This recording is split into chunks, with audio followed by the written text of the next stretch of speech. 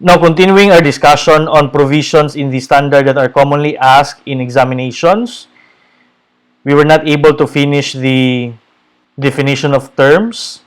We ended only at the notes. So, next class would be other comprehensive income.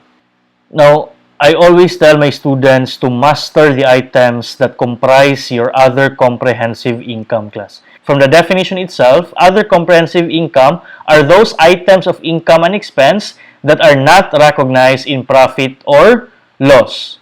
Now, to give proper context class, one of our financial statements is your statement of comprehensive income. Your statement of comprehensive income class, from the name itself, gives you a comprehensive view on the performance of the entity.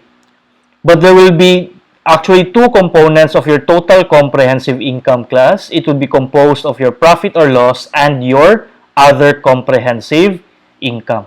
Before expounding on other comprehensive income, if we try to go to the definition provided in the standard for total comprehensive income, it says here that total comprehensive income is the change in equity during a period resulting from transactions and other events other than those changes resulting from transactions with owners in their capacity as owners. So everything that affects the equity class, that affects your net assets, would be part of your total comprehensive income.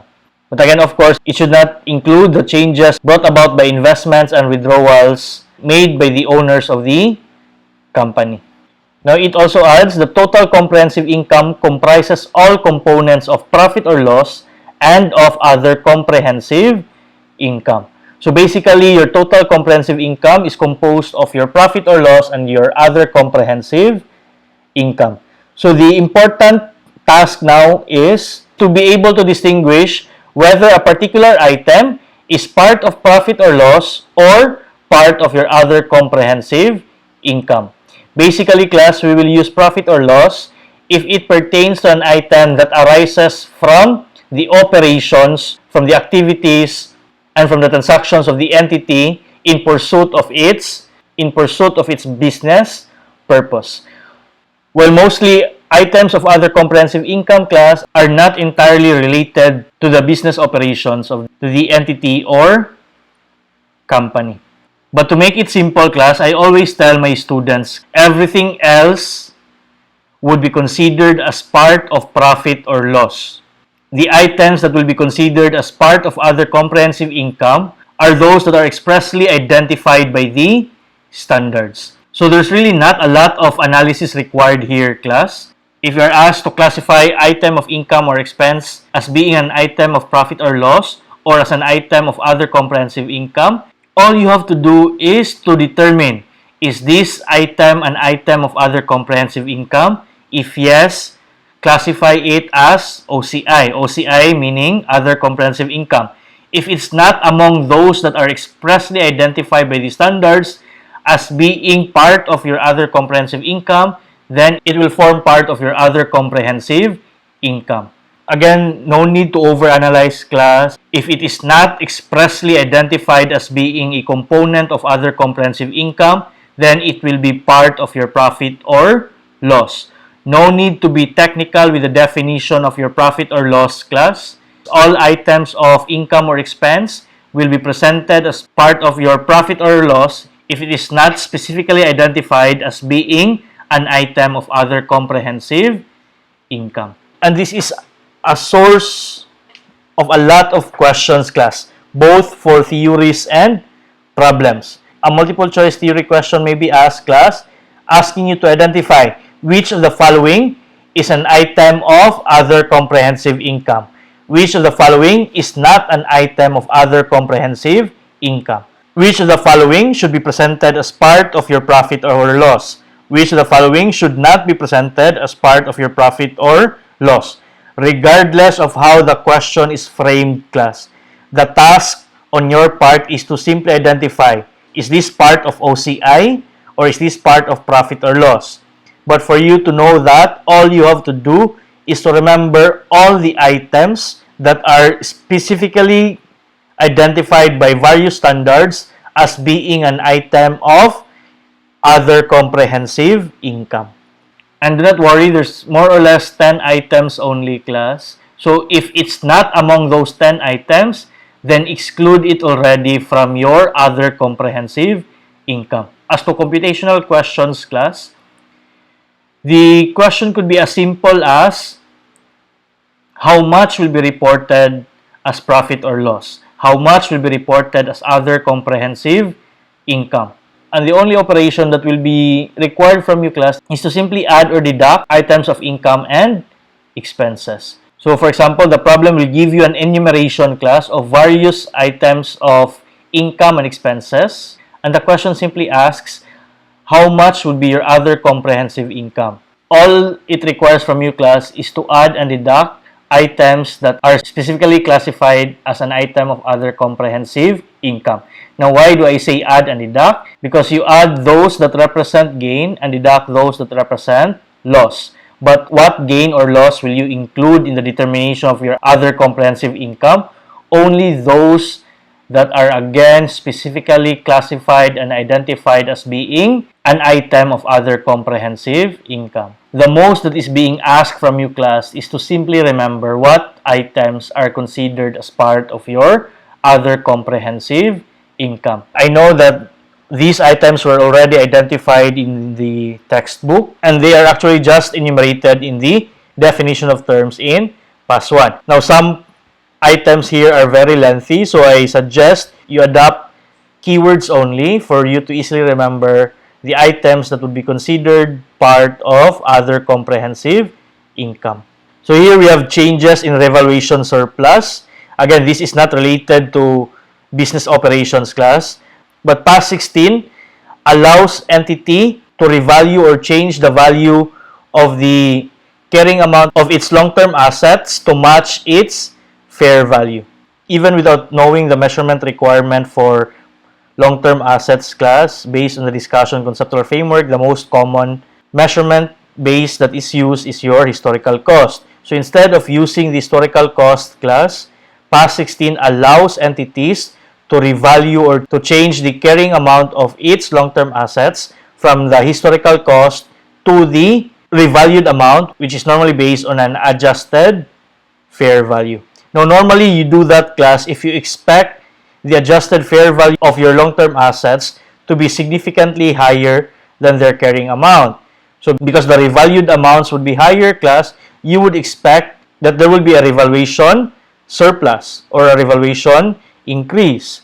So, the changes in the revaluation surplus, class, would be considered part of your other comprehensive income. Now, just as an advanced note, class, we will elaborate on this one when we discuss on PAS 16. The amount that will appear in your other comprehensive income, class, is not the revaluation surplus itself, but only the change in the revaluation surplus during the year. Other comprehensive income, class, being a component of the measure of the entity's performance during the year, the amount that will be presented should only be the change in the revaluation surplus and not the original or the entire amount of revaluation surplus. At this point, it's not important whether or not you know what will result in a change in revaluation surplus.